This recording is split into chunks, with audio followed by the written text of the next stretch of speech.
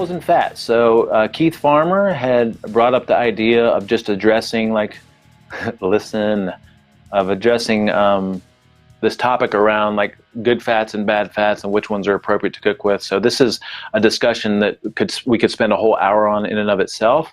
But just to reiterate, you know, fatty acids play such important roles inside the body. Yes, I mean, one of the biggest ones is we're trying to train the body how to use this alternate fuel source. So if I consume traditional healthy fats that have fatty acids that my body can use for energy from a dietary standpoint, then it's easy for my body to switch over to using my body fat for fuel when I'm not eating food or when I'm going through some space in between meals. So, so dietary energy is one of the biggest benefits of consuming healthy fats, but then we also get all the benefits of fat-soluble nutrients packaged in those healthy fats. Fats contribute to the structure inside our body. So if you look at what our bodies are made of, a lot of this is fat. Even the interstitial connective tissue inside the muscle matrices, that contains a lot of fat. Our cells are made up of fatty acids. So consuming fats is extremely helpful on a lot of different levels. It's the precursor for our sex steroid hormones. Cholesterol also is involved in that. So eating you know, traditional fats and fatty foods from real food sources is going to be extremely helpful, especially if we're moderating our carbohydrates the way that we recommend. So the things that are going to disrupt that or take away from that are the toxic fats and oils. So margarine, Crisco, anything that's hydrogenated or partially hydrogenated, and then we have all those fake butters and spreads that were invented, you know, to kind of go against this whole saturated fat, you know, being bad for you concept. And so now we know fat is extremely helpful for you. And so these things are extremely toxic. And so things like I Can't Believe It's Not Butter and Country Crock and Benecol, and I'm not sure what else is out there these days. And then all the highly processed oils like canola, corn, soybean, vegetable, grapeseed, safflower. Adriana asked about safflower. Safflower oil is extremely toxic. And what's problematic about most of these oils is the body doesn't know much of a difference initially when we're consuming these, and it takes them up pretty easily, and it displaces the body's ability to assimilate the right kind of fats. So I think most people in the holistic health realm and functional medicine practitioners and doctors are really emphasizing the importance of staying away from soybean oil and all the different processed foods that contain these different types of oils, because they're so inflammatory and they displace the body's ability to assimilate the right kinds of fats and oils, which contribute to anti-inflammation and all kinds of other health benefits like we just talked about. All right.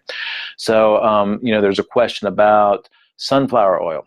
So sunflower oil, in our new guide, we specifically state high oleic or high stearic sunflower oil, which means that it's higher in monounsaturated fats, is going to be perfectly appropriate if you see it on the food item. So if you see some roasted macadamia nuts or something and it has high stearic acid or high oleic sunflower oil, that's fine. But if you see anything that just says plain sunflower oil, I'd probably stay away from it, because sunflower oil that's not listed as high stearic or high oleic is going to be really high in polyunsaturated fats, which are very delicate and easily damaged. You know, so the potential for us consuming some damaged fats is going to be pretty high when we're consuming that. So other than that, I mean, I don't know how much time we got to get to dive into this stuff.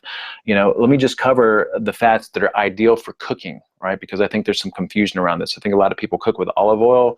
And yeah, there's definitely worse things that you can cook with, but I think what's most ideal is cooking with the dominantly saturated fats and oils, because saturated means highly protected and highly heat resistant. All right, so coconut oil, butter, ghee, tallow, any of the animal fats, lard, palm oil is one of our approved fats. And I understand there's this whole issue with orangutan habitats and things, but like from a health standpoint, palm oil is one of our approved fats. And then duck fat.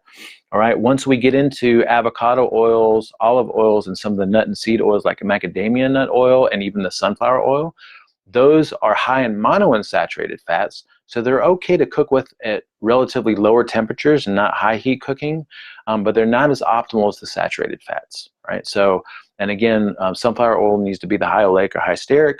And then the things that we would never want to heat, but we could use on some rare occasions, would be stuff like walnut oil and sesame seed oil for flavoring, right? Those are used in a lot of traditional cuisines and they taste really good. They don't have like a really beneficial or helpful fatty acid profile, but in general, we want to cook with the saturated fats, use more of the monounsaturated fats for salad dressings and low heat cooking, and then you can use some things on occasion like sesame seed oil and walnut oil, all right? So I hope that clears that up. I have a really cool cheat sheet document that goes through the cooking temperatures and the different types of fats and the percentages of saturated fat versus monounsaturated fat versus polyunsaturated fat. All right, so again, saturated fat, super stable, super heat resistant, monounsaturated, kind of okay, polyunsaturated, super delicate.